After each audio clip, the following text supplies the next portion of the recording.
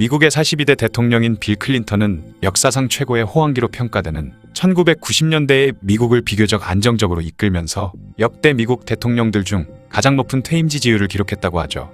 하지만 사실 클린턴은 업적도 많았지만 눈에 띄는 실책도 많았으며 그를 칭송하는 사람들 못지않게 비난과 잡음도 많았다고 하는데요. 특히 그는 여자 문제로 인한 스캔들에 자주 휘말렸는데 오늘은 그 중에서도 빌 클린턴을 탄핵 문턱까지 가게 만들었던 희대의 잭스 스캔들, 지퍼게이트에 대해 알아보겠습니다.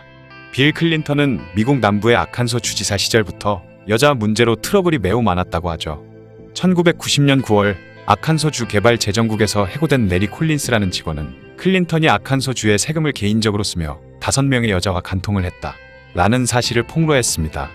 평상시처럼 아무 생각 없이 출근한 클린턴은 AP통신의 기자 빌 시먼스에게 그 소식을 전해 듣고 기겁하며 시먼스라는 기자에게 콜린스가 지목한 여자들과 인터뷰할 것을 요청했죠.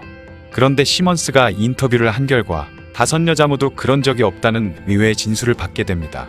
하지만 클린턴이 속해 있던 민주당과 대립하던 공화당에서 이를 놓칠 리 없었는데요. 당시 클린턴은 아킨소 주지사 임기가 거의 끝나던 시기로 다시 한번 주지사에 취임하기를 원하고 있었습니다. 때문에 그의 경쟁자였던 공화당 주지사 후보 셰필드 넬슨은 지속적으로 이 문제를 거론하면서 클린턴을 부도덕한 인물이라고 비난했지만 자신의 이름이 사람들의 입에 오르는 것을 불쾌하게 여긴 5명의 여자들이 자꾸 자신들의 이름을 이용하면 그를 고소하겠다며 오히려 반발하고 나섰는데요. 게다가 콜린스의 증언을 제외하고는 아무런 증거도 없는 상황이었기 때문에 그렇게 클린턴은 무사히 위기를 넘어갈 수 있었죠. 이외에도 클린턴이 주지사로 있던 시절 호텔에서 그에게 잭스를 강요당했다고 주장한 폴라 존스, 12년간 클린턴과 혼외정사를 했다고 주장한 제니퍼 플라워스, 그리고 성매매 여성과의 사이에서 낳은 숨겨진 아들이 있다는 등의 스캔들이 끝없이 그를 따라다녔습니다. 그 중에서도 제일 유명한 스캔들은 당시 백악관 인턴이었던 모니카 르윈스키와의 불륜 스캔들로 속칭 지퍼게이트라 불리는 사건인데요. 르윈스키는 1995년 백악관에 입성한 지 4개월 만에 대통령의 연인이 됐다고 합니다.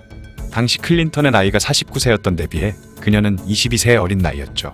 비서실 간부들은 특별한 용무 없이 자꾸 대통령 집무실 주변을 얼쩡거리는 르윈스키를 마음에 들어하지 않았다고 합니다. 때문에 1996년 4월에는 르윈스키를 국방부로 보내버렸지만 그럼에도 그녀와 클린턴과의 미래는 계속됐다고 하죠. 그런데 르윈스키가 국방부로 쫓겨날 때 그녀와 같이 강제로 부서가 옮겨진 린다 트립이라는 여직원이 있었는데요. 이 트립이라는 사람은 클린턴 정권이 오랫동안 백악관에서 일하던 자신을 아무 이유도 없이 내쳤다며 앙심을 품고 있었는데 마침 르윈스키가 트립에게 대통령과의 미래를 시시콜콜 털어놓자 그 내용을 몰래 녹음해뒀다가 언론에 공개해버렸고 결국 미국 전역이 발칵 뒤집혀버린 것입니다.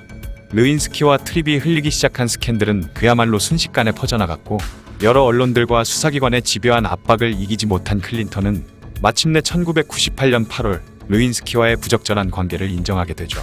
조사 결과 클린턴과 르윈스키는 1995년 11월부터 1997년 3월까지 10회의 성관계를 가졌으며 르윈스키는 자신이 입었던 푸른 드레스를 제출하며 그 옷에 묻은 정액이 클린턴의 것이라고 진술했습니다. 이 대형 스캔들을 조사한 케네스 스타라는 검사는 조사 결과를 요약한 보고서를 제출했는데 유사성행위 등의 각종 낯뜨거운 내용들로 구성된 이 보고서는 공개 당시에만 2천만 명이 넘는 미국인이 읽을 만큼 많은 관심을 받았다고 하죠. 보고서에 따르면 클린턴과 르윈스키가 은밀한 성적 만남을 시작한 것은 그녀가 백악관 인턴 사원으로 근무하던 1995년 11월 15일이었습니다. 르윈스키는 백악관 비서실장 방에서 클린턴 대통령에게 당신을 짝사랑하고 있다라는 말과 함께 자신의 웃옷을 뒤로 젖히며 자신의 속옷을 보여주었다고 하죠. 이후 그녀는 백악관 복도와 불 꺼진 서재, 대통령 집무실 등으로 옮겨가면서 클린턴 대통령과 뜨거운 밤을 보냈다고 합니다. 클린턴은 국회의원과 전화 통화를 하는 중에도 르윈스키와 음란한 행위를 했으며 심지어는 그녀의 성기에 담배를 갖다 댔다가 자신의 입에 물고는 맛이 좋군 이라는 말까지 했다고 하죠. 그 외에도 약 15차례에 걸쳐 전화통화로 음란행위를 하기도 했습니다. 미국에서는 지역마다 간통죄가 있는 곳이 있고 없는 곳도 있으며 이를 대하는 태도 또한 많이 다르다고 하는데요. 대도시이고 진보적인 성향의 뉴욕을 비롯한 동북부 지역이나 LA를 비롯한 서부 지역 등에서는 정치인들의 성문제에 있어 좀 관대한 반면에 보수적이기로 유명한 텍사스를 비롯한 남부 지역 등에서는 정치인의 성문제에 굉장히 민감한 반응을 보인다고 합니다. 대선에서 클린턴을 지지했던 아칸소와 루이지애나 또한 성문제에 민감한 지역이었기에 특히 난리가 났었다고 하죠. 게다가 클린턴이 혐의를 바로 인정한 것이 아니라 법정에서 거짓말을 하다가 검사에게 털리는 과정을 겪은 후에야 자신의 혐의를 인정하는 추한 모습을 보였기 때문에 결국 하원에서 그를 탄핵하는 의결이 통과되었고, 결국 클린턴은 벼랑 끝까지 몰리게 되었습니다. 거기다 평소 담배를 좋아하는 클린턴이 르윈스키의 성기에 담배를 보관했던 일화를 비롯한 각종 성적인 보도들은 그의 이미지에 큰 타격을 입히게 되죠. 하지만 TV 등을 통해 대통령에게도 사생활이 있다는 의견이 나오기 시작했고, 어느 정도 클린턴에게 동정을 보내는 여론이 생겼는데요. 개인의 사생활과 관련된 문제로 탄핵은 좀 지나치다는 여론이 생기면서 상원에서 탄핵안이 부결되었고, 클린턴은 간신히 대통령의 자리를 지키게 됩니다. 물론 이 시기에 아내인 힐러리와의 관계는 당연히 막장으로 치달았다고 하죠.